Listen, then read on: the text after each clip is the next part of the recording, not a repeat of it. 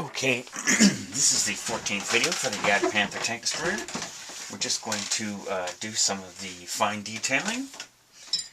And I'm going to need to prepare a few parts for this. First thing you're going to want to make is like a double thick, so this is a strip of 1.5mm wide cardboard cereal box. And then I've cut it in half and glued it to itself to make it doubly thick.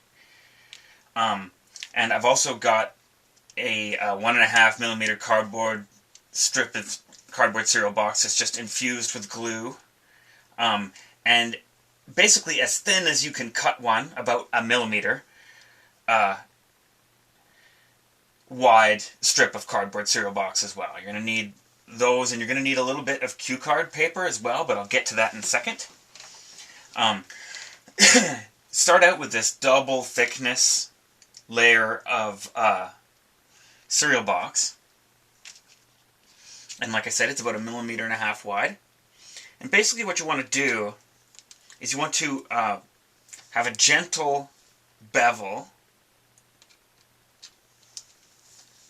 Hopefully you can see this has been gently beveled. You want to bevel both sides, and the easiest way to do it is to get one good one and then gotta try to match it. But cut the first one using a ruler, and the bevels should start about 2 to 2.5mm apart, and make it about 3mm in length total. So 1, 2.5,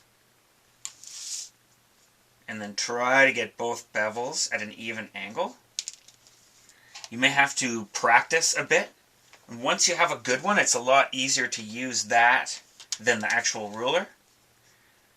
And just keep using the same one as your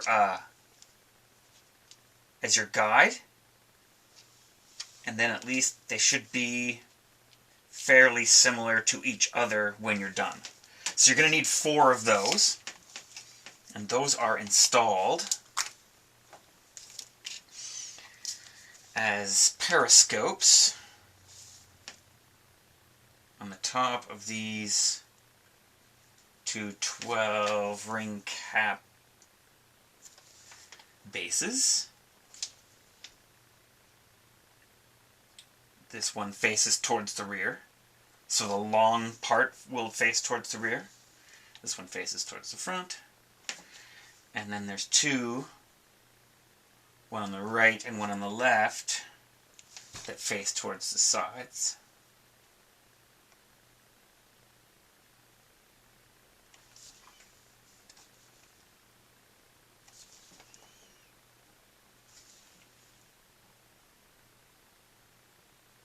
So you may end up making more than 4 to get 4 good ones, but that's okay. Next thing you want to do is take the 1.5mm strip of cardboard cereal box. It's been pre-hardened. You want to cut 6 squares out of it. So if it's 1.5 mm wide, they'll be 1.5 mm long. You're going to use those squares to make hinge bases for a few things here. So to cut down on time, I've already got my pieces cut.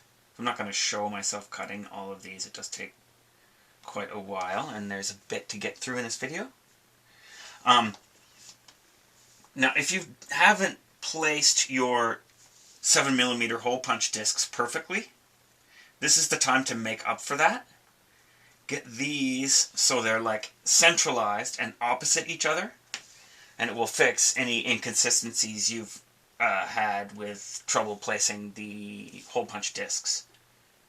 If they're not quite where the symbols were, then you can make up for it now.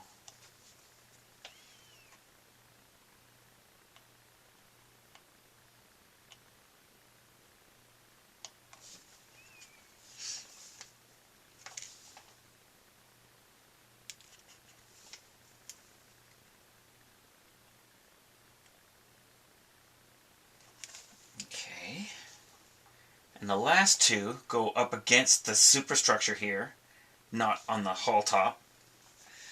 And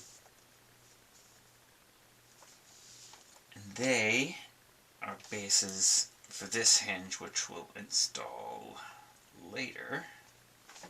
But it's important to get these bases in there now while we're doing the other work that's similar to that. Oop, that one looks like it's shredded. Oop, we'll have to cut one. Oh, no, there they are.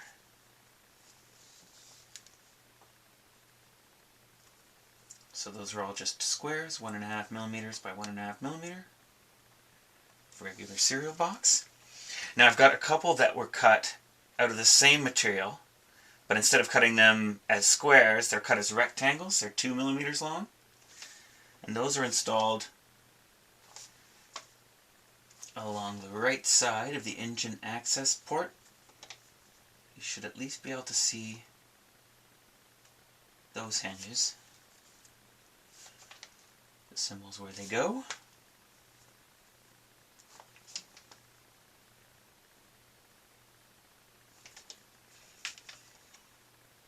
So those were 2 millimeters long, and I've got one that's 2.5 millimeters long, and that goes up here.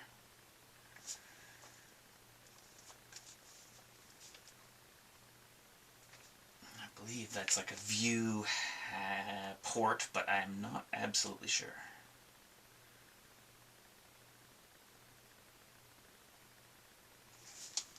Okay, now, and with the thin strip, the one that is as thin as you could possibly cut, about 1 millimeter wide, you're going to need 4 pieces of it that are 2.5 millimeters long. So cut out 4 little pieces, and one of them is the handle for this superstructure hatch.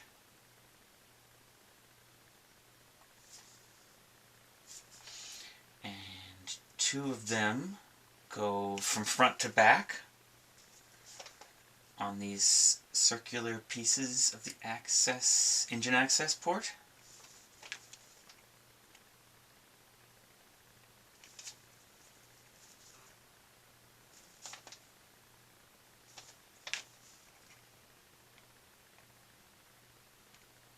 And in the center, as possibly centered as you can get them. And the final one goes here.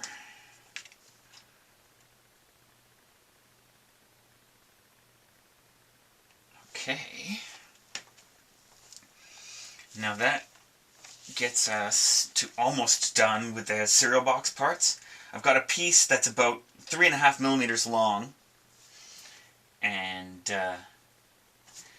to 2.5 millimeters wide. It matches this driver's view port symbol here. If you want to leave a tiny bit of separation between it and this piece of bamboo skewer, that's good.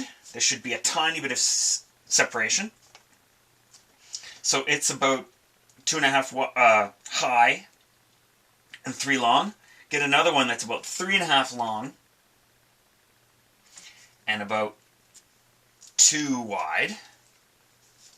And you're going to install that sort of on an angle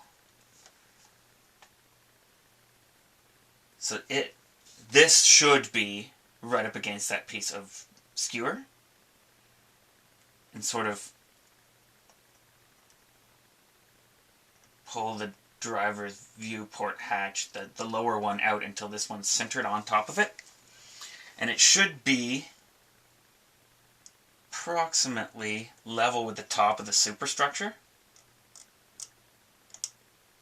So I assume that would like block the sun from the driver's eyes or whatever. I'm not sure exactly why that's on there, but that's what it looks like. And now that these pieces are dry, you want to cut 2 lengths of approximately 1.5 millimeter wide cue card paper into lengths that are about 9.5 millimeters long, maybe even a full centimeter long, depending on the size of the gap you have on your 7 millimeter hole punch discs. You want the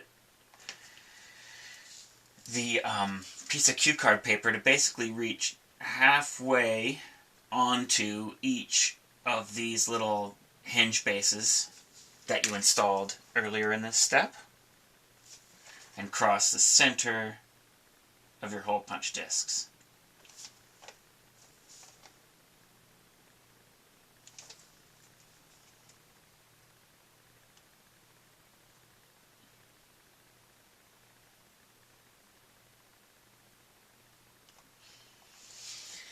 Okay, now I've got 4 pieces of that same cue card paper cut about 2 millimeters in length,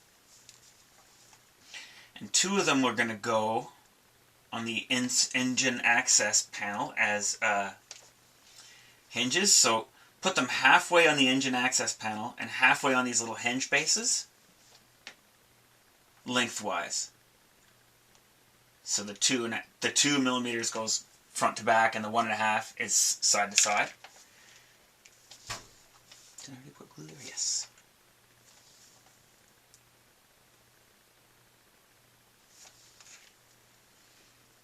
It's handy to have something to adjust to their position.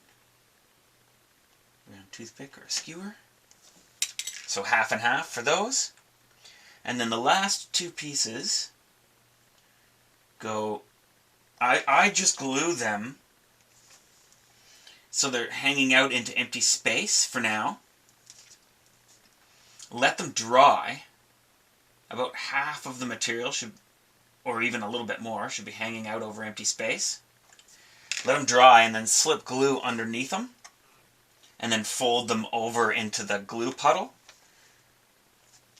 so they kind of follow the shape of that hatch down.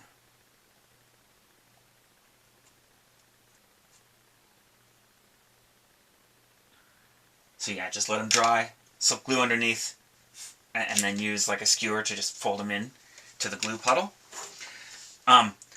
Don't do anything else, like don't go to the next step until all of these parts have been hardened with 2-to-1 glue, because they're pretty delicate until they've been like saturated with a layer of glue to harden them and prep them for the next step, and then you'll be ready. Hope you enjoyed this video. See you soon.